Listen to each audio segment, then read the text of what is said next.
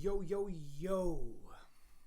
The importance of repair in relationship, whether it's friendship, intimate relationship, business partnerships, how we repair conflict, it fucking matters, and it matters a lot. And I want to share a personal story with you. So firstly, I'm human. That means I'm imperfect. I'm perfectly imperfect, and I'm imperfectly perfect, and so are you, and so are we together, right? That's not an excuse for doing nasty things to people. It's not an excuse for quote unquote bad behavior or wrong behavior. It's not an excuse for hurting other people, whether it's with malice or unintentional hurt. And it is us being in our humanity. And there are going to be so many lessons, particularly for me, and you may resonate with this and you may not, and that's okay, but there are going to be so many lessons that are interwoven through today's story. So the story I want to share with you is with a friendship and how it could have gone one of three ways. And part of this story, you may be thinking, but Steph, you're in men's work, like shouldn't you be in maybe greater control of your faculties, or shouldn't you not be aggressive, because there's some aggression in this as well, right? And the answer is yeah, and I'm human. And stuff comes up. And how we repair, and how we come back into equilibrium, and how we choose to see each other and see ourselves in the other and see ourselves through our own lens, that also matters, and it's also important. A friend came up to me, and we've been having some conflict of late. And I won't go into the details because that's not too relevant, but when he came to me, I immediately energetically met him with aggression, with a wall up, a defense. My heart was closed. I've been frustrated with him. I've expressed, I've clarified. Maybe I'm demanding too much. Maybe I'm projecting a little bit. Maybe I'm in the right. Maybe I'm in the wrong. But the point is, I met him with frustration and aggression. I was very abrupt. I was very rigid. I was very direct and to the point. I was assertive, but it had an aggressive tone. Could have gone one of three ways. We'd either end up in a physical altercation. He or I would have walked away, causing more distance, less clarity, more stories in the head, right? Or we could have healed something between us. Both grown, both learned something, both taught each other something, been teachers for each other, and both reconciled.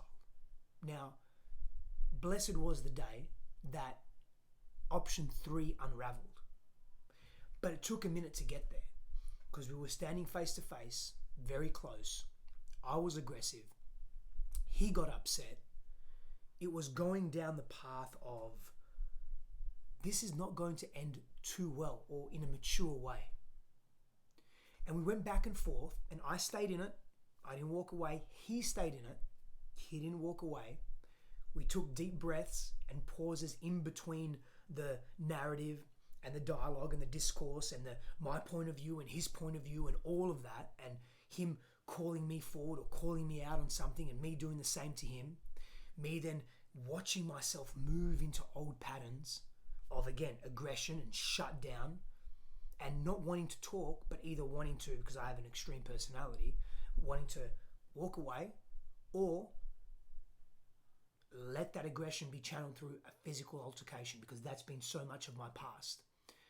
And what I noticed was, whilst I went from 0 to 100 really quick in terms of my intensity, in the past, I would act on that and continue revving up the 100, bring it to 150, to 200, to 250, to 300, if that makes any sense, right?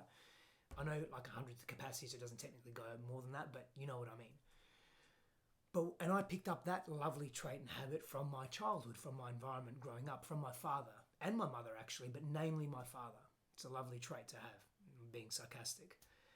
And that 0 to 100 has got me in trouble so many times. I have been in violent physical altercations with strangers so many times in my past.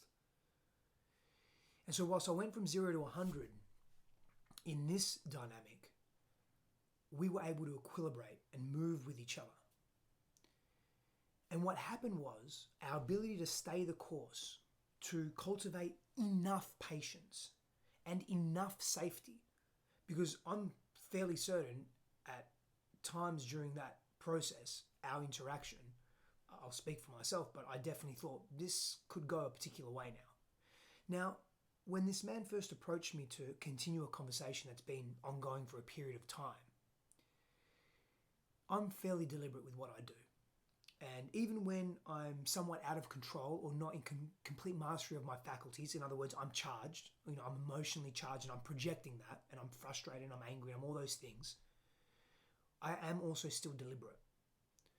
And what I wanted was to build up intensity, so in hope that we would actually move through it, but I also wanted to set some really firm boundaries in a way that I hadn't done it before.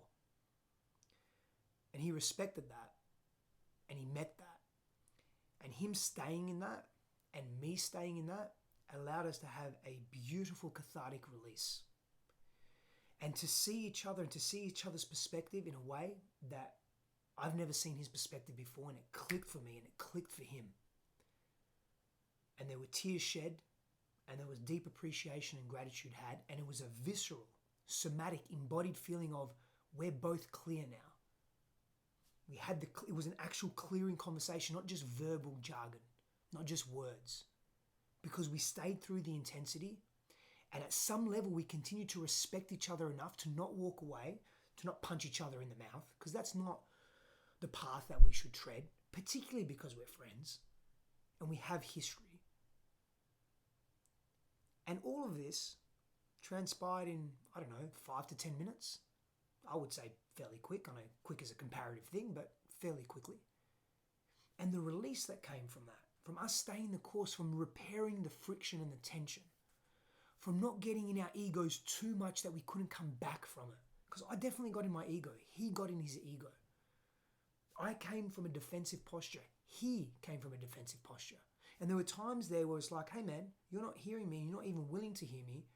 I'm going to check the fuck out. But he didn't and I didn't. And I cannot stress to you enough the power of staying the course with as much humility and as little vain ego as you can, with as little defensive posture as you can, and open your heart to compassion. Because at the beginning of the conversation, my heart was pretty closed and I had enough. Like I was just done.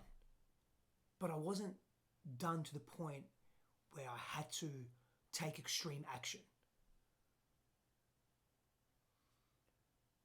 He apologized for his role.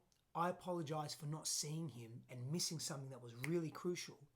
And yeah, I'm a really good coach. I'm a really good mentor. I'm a really good therapist. I'm really good at all the things that I do, and I'm human. There are times where I miss shit and I miss something with this guy. I miss something with my friend. And because I missed it, it contributed to his projections that then laid upon my projections, and we just got caught in this whirlpool of projections and not seeing each other. But we stayed the course. And what I noticed, that 0 to 100 that has been so prevalent in my life and has played out in so many of my relationships, particularly my intimate romantic partnerships, I was able to manage it in a different way. And that gave me hope. It gave me hope for humanity. It gave me hope for myself, greater intelligent hope for me, not just, immature, I hope, and you're tricking yourself into believing something that can be quite dangerous, but real intelligent hope, because we had a visceral example, an embodied example of what was possible when two men get together that have a charge with each other and didn't have to take it to violence, didn't have to take it to name calling and further extensive projections. Two men that sat in their shit, owned it, moved forward from it. Could stuff come up in the future? Sure, maybe. Are we going to deal with it very differently? 100%. 100%. Because the unspoken, unresolved charge dissipated because we stayed there long enough. And we didn't have facilitation, we didn't have intervention, although that can be useful. It was just us, man to man, person to person. Inner wounded child and inner wounded boy to inner wounded boy. Because that's what essentially was being activated. And it's just a gentle reminder, no matter how fucking good you think you are, no matter how much of an amazing coach you think you are, shit's going to come up and it's going to get real. Was I at my best this morning? No, I wasn't at my best. Did I repair like a boss? Did he repair like a boss? Yeah, we did. We did. And it took a minute to get there, about 10, but we did. We got there.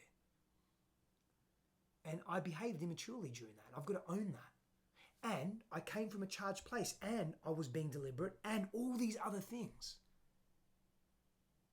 But I was able to sit there and listen, and he was as well, just enough to have the breakthrough that we needed, to have the, oh, I got it, it clicks now. And that clicking opened up emotional floodgates for us to be very real with each other. And I'm proud of that. I'm proud of that moment. Am I completely proud of how I behaved and how I showed up? No, not really. But do I love that part of me and accept that part of me that showed up that way? Absolutely I do. Because that part also set a really healthy boundary. Could I have done it better? Yes. But it set a very strong boundary which set the tone for how much effort we needed to exert to get to the place that we got to that was liberating.